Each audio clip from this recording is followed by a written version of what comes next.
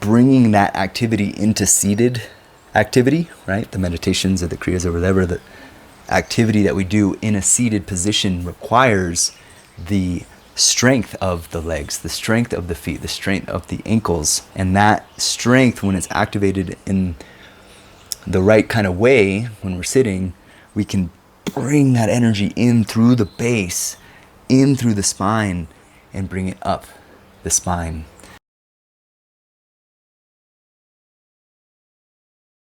Hey, welcome to the temple. It's nice to have my bare feet on the earth.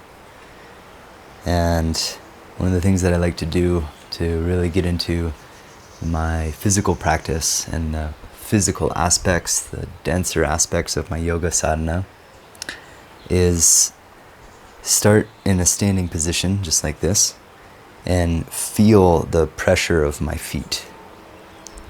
Really just starting there, just starting to feel the pulse and this rhythmic pulse of putting pressure between the right foot and the left foot. And trying to, as I do this, relax the upper body and let any tension from the upper body and the face, anything that's happening in the mind, anything that's happening with the emotions, let them all just settle down into the feet. And continuing to drop and sink the weight down into the ankle. This is something that I move towards. Is the pressure going down into the feet and the ankle specifically.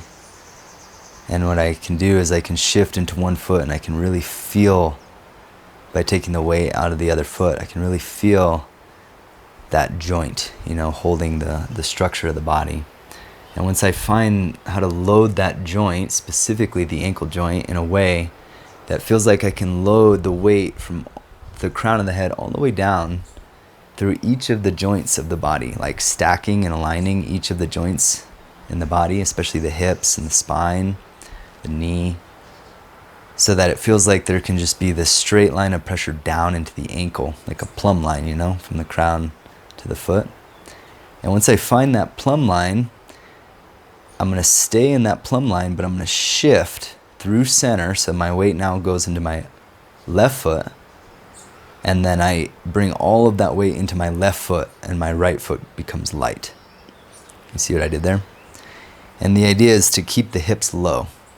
So what I'm going to do is I'm going to keep my hands kind of here at the waist, and when I exhale, I press the hands down, and I use that as an idea to connect the mind and the body and the breath to the downward pressure in the right ankle. So I'm standing on my right foot. My left foot is light, right? Should be able to just float it there. And then I shift. Keep the hips low. There's an inhale as the weight comes into the left ankle. The inhale, I draw up through the leg. And then I exhale. Everything's light in the right foot. Left ankle, left thigh takes the weight. Shift.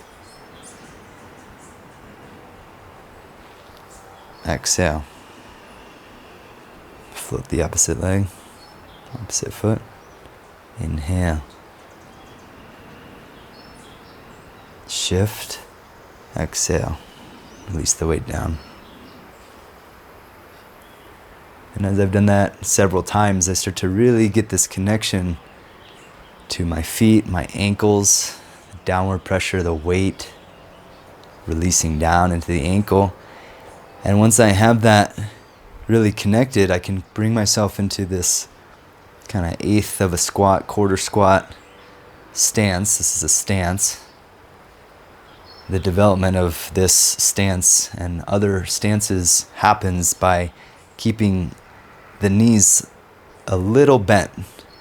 Just like I was doing when I'm floating the leg, the knee's a little bent, so that I can get the sense of all the weight dropping into the ankles. Right now I have 2 feet doing it. Instead of just one, I'm on 2. And then I can hold this ball right in front of the sacrum here. And then find that alignment from the crown of the head to the tailbone and just breathe here. Staying in this position for at least 2 minutes. at least 2 minutes. If we can, up to 5. Just holding this position, lengthening the exhalation, dropping the weight down into the ankles, feeling the feet, just letting everything drop down.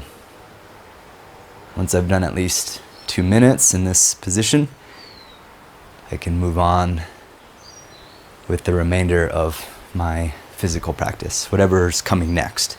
But I've primed the legs, right? I've primed the feet, the ankles, and the legs. And this is really essential to bring the power of the legs, the power of the feet into whatever other movements we're going to do. If I don't do that, then when I come down to do seated positions for pranayama and kriyas and meditation, then the legs and the feet haven't really been trained sufficiently. And I find that when I sit, I can't sit with as much presence, like as how do I say, like the working of the feet and like that, like we were just doing with the stances, bringing that activity into seated activity, right? The meditations or the kriyas or whatever, the activity that we do in a seated position requires the strength of the legs, the strength of the feet, the strength of the ankles. And that strength, when it's activated in the right kind of way, when we're sitting, we can bring that energy in through the base, in through the spine, and bring it up the spine. So this is really the process of turning asana into pranayama, into pratyahara, into the further stages of yoga by working with the energetics of our practice. And then, yeah, that's the experiment. So I think that's all I wanted to share. I hope you enjoy, and let me know if you have any questions.